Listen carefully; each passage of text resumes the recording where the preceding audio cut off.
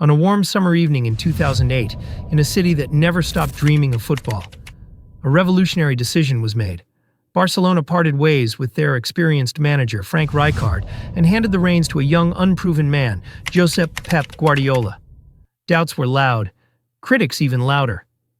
But inside a modest office at La Masia, a visionary was quietly laying out a master plan. Not just to win, but to change the way the world sees football.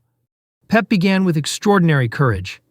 He removed iconic figures like Ronaldinho and Deco, two legends who had once carried Barcelona to the pinnacle of European glory. But for Pep, there was no room for those who no longer shared the collective spirit. This team must be built on unity, not individual stars, he said. And so, from the depths of La Masia, he called upon young talents. Sergio Busquets, Pedro, and of course, Lionel Messi. The 2008-09 season didn't begin perfectly. A loss to Numancia, a draw at home against Racing Santander. But after that, the storm began. With a 4-3-3 formation, tiki-taka was born, an extreme philosophy of possession. Pressure high upon losing the ball, quick short passes, position rotations, spatial intelligence. And in no time, everything changed. They didn't just win, they danced across the pitch. That season, Barcelona claimed everything: La Liga, Copa del Rey, and the UEFA Champions League.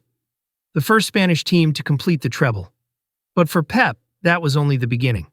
The second season started with a bold move. Samuel Eto'o, one of the top scorers from the previous campaign, was traded for Zlatan Ibrahimovic. Alongside Ibrahimovic, Barcelona strengthened with Maxwell and other young players from their academy. The first trophies came quickly: Supercopa de España and UEFA Super Cup. La Liga began with an astonishing 21-game unbeaten streak. In the Club World Cup, they beat Estudiantes in a dramatic final. 6 trophies in 1 year. Sextuple, a world record. But not everything was perfect. In the Copa del Rey, they were eliminated by Sevilla. In the Champions League, they faced Inter Milan, coached by Jose Mourinho. After a 3-1 loss in Milan, Barcelona won 1-0 at home, but failed to reach the final. Ironically, Samuel Eto'o, the man Guardiola traded away, played a pivotal role in Inter's European triumph. Relations between Guardiola and Ibrahimovic soured. By the end of the season, Ibrahimovic was gone. Despite the European setback, Barcelona finished La Liga with a record 99 points. The challenge continued to grow. Season 3 began with 2 significant signings: David Villa and Javier Mascherano. Guardiola also let go of Touré, Henry, and Ibrahimovic. This was the season of legends. In the November El Clásico, Barcelona humiliated Madrid 5-0. A football symphony. Messi, Xavi, Iniesta. 3 maestros, 1 rhythm.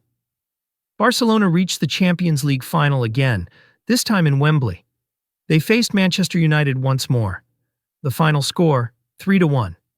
Messi scored. Xavi controlled the game. Sir Alex Ferguson would later say, "That was the best team I have ever faced." With the League and Champions League titles, Barcelona claimed the double winner. The 4th season brought new challenges. Real Madrid, under Jose Mourinho, were unstoppable. With 100 points, they claimed La Liga. Barcelona, though still formidable, stumbled. They reached the Copa del Rey final and the Champions League semifinals, where they were eliminated by Chelsea in a dramatic fashion. On April 27, 2012, Guardiola announced his departure. "I'm tired," he said.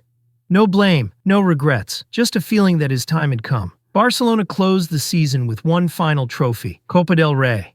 A total of 14 trophies in 4 years, but his legacy was far greater than numbers.